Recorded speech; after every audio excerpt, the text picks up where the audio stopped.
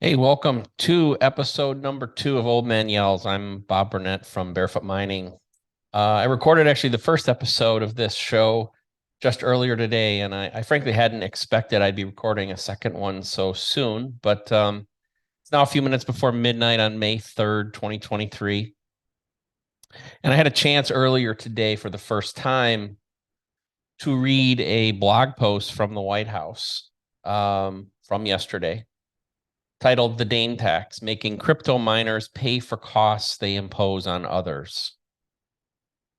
Um, I'm pretty infuriated, frankly, and I think you're going to hear through the course of my little dialogue here that I am just pissed, and it's actually taken me really several hours to kind of organize some of my thoughts and really calm down to the point where I think I could put together a cohesive dialogue here.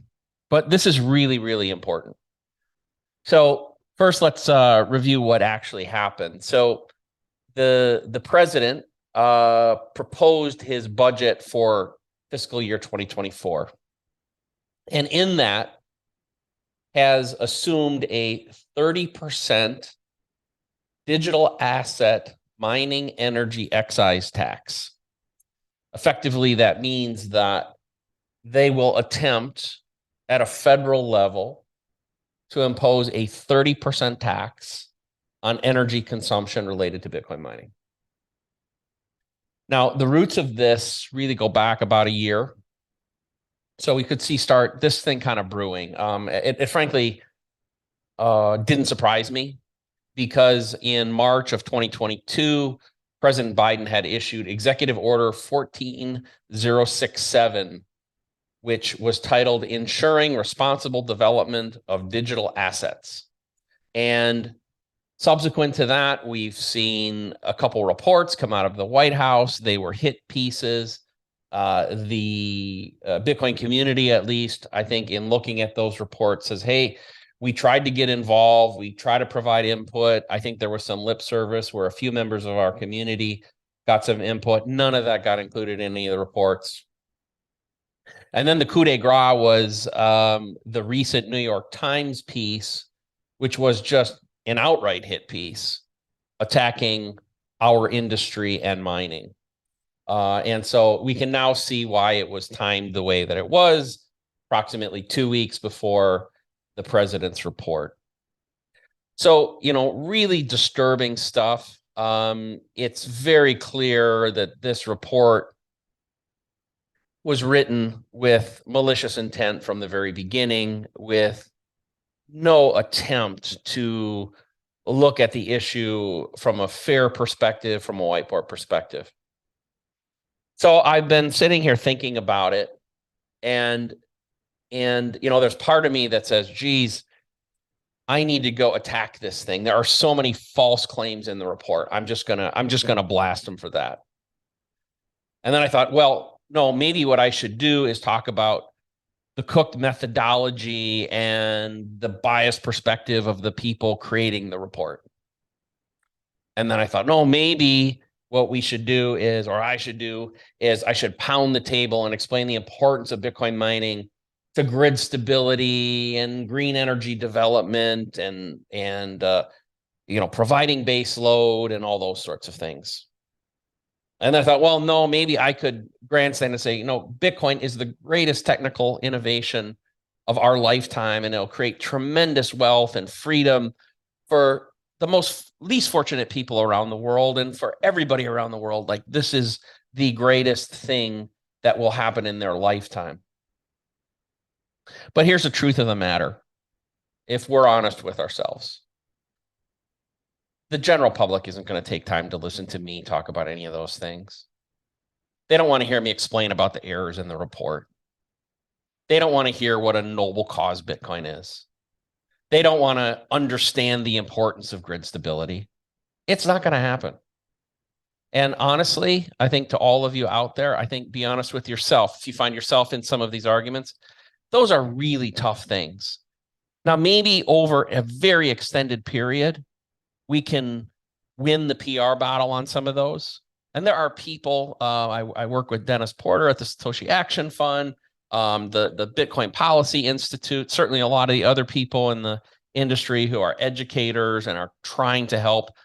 God bless everybody. God bless everybody. Keep doing it, man. Go for it. But here's the reality. It's not going to win anything in the short term. It's just not going to happen. The general public just doesn't care enough. Those things don't resonate with them. And we're fighting a massive PR battle against them, right? So a lot of this is going to be the word of the establishment, of the government, of the mass media on those topics against Bitcoin. And it's just not going to resonate. And here's the truth of the matter as well. We can't go to the source of the report because they've closed their ears and eyes. They never wanted to understand it in the first place. They never do want to understand it because it threatens the very power that everything they believe in rests on. Like the power structure that they have, their agenda, they don't work if Bitcoin continues on the path that it is. And here's the truth. They are liars. They are deceivers. Their mission and their intent is evil. I mean that in a literal sense. Let's not sugarcoat shit here. So should we give up? Should I give up? Is mining dead in the US? Hell no. But how do we fight? How do we get the general public to care? How do we get even the Bitcoin haters to care? I think that's what we need to discuss today. So for me, the starting point, it's right here. For those of you who can't see, this is a 110 volt outlet, standard US home outlet. What we need to do is fight for our right to use this outlet in our homes and in our businesses as we see fit. We need to assert that whatever we do with these outlets is our private business, that there is nobody who has a right to go inside the walls of my house, of my office, of my business, and say, how are you using that electricity? Now, if you hate Bitcoin, hopefully you can get that, because what this is an assault on privacy and freedom. If you don't stand up, you have opened Pandora's box, and you have let the government become a moral authority on your usage of this outlet. Do you have an aquarium with pet fish? Runs filters, maybe it heats the water. Maybe you don't need that. Maybe that's going to boil the oceans. Do you like Christmas lights? Do you like your microwave? Maybe you have a space heater. Maybe space heaters are fine in Minnesota, Wyoming, and North Dakota, but in Florida, where I live, you can't run them. Maybe you can only run them in the summertime in Minnesota and Wyoming. Maybe you have to pay an extra tax if you run them in those periods. How are they going to know what you're running? Are you going to let them in your house? Are you going to let them in your business? And by the way, if you're in a business, maybe you're in oil refining. Maybe you're in the gambling industry. Maybe you work on the Vegas Strip. Maybe you work in fast food. Maybe you work in meat production. Maybe you work on a grow farm for marijuana.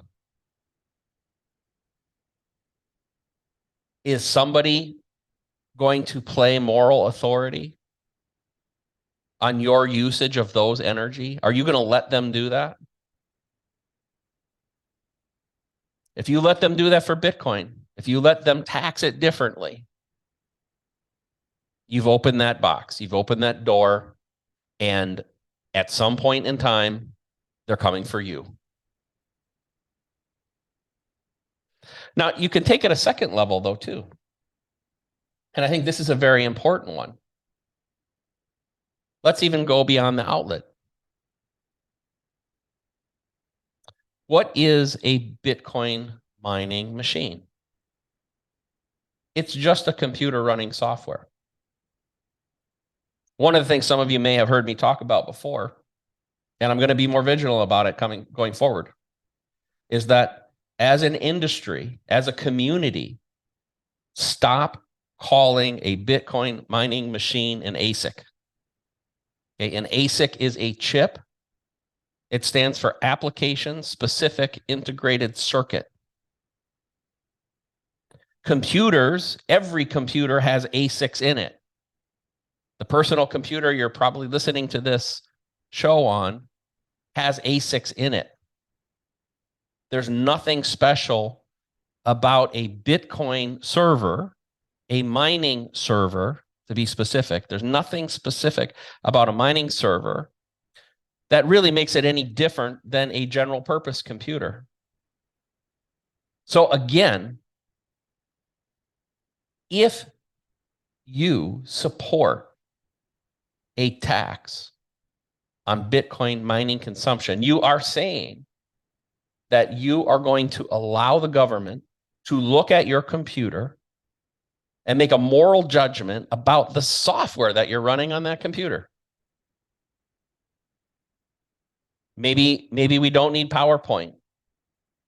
Maybe we don't need Excel. Maybe your games are too memory intensive or too energy intensive as a result. Stop calling the machines an ASIC, because what you're saying is the machine is application specific. That's what the word means. Stop it. It's a computer. It's a computer running software.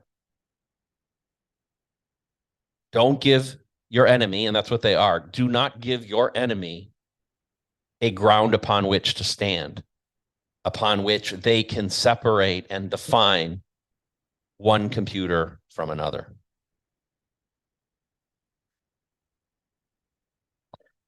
In closing, hey, this is not a high school debate.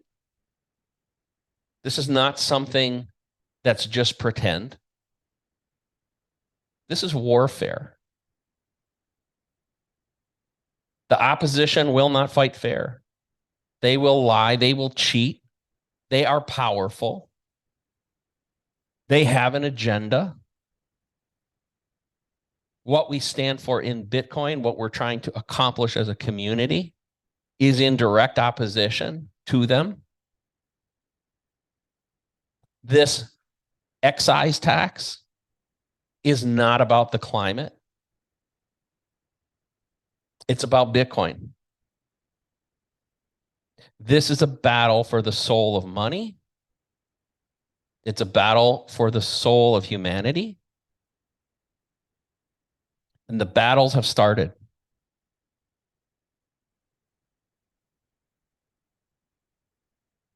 Decide what you're going to stand for. Decide how far you will go to stand for this. And be ready. I can say for me, as an old man here yelling, this is it. This is the last stand. Okay, so I hope you'll join me with that. But no matter what, make sure you clearly get on a side and make sure you support that side. And I hope it's on the side of Bitcoin, because being on the side of Bitcoin is being on the side of humanity and freedom. Good night.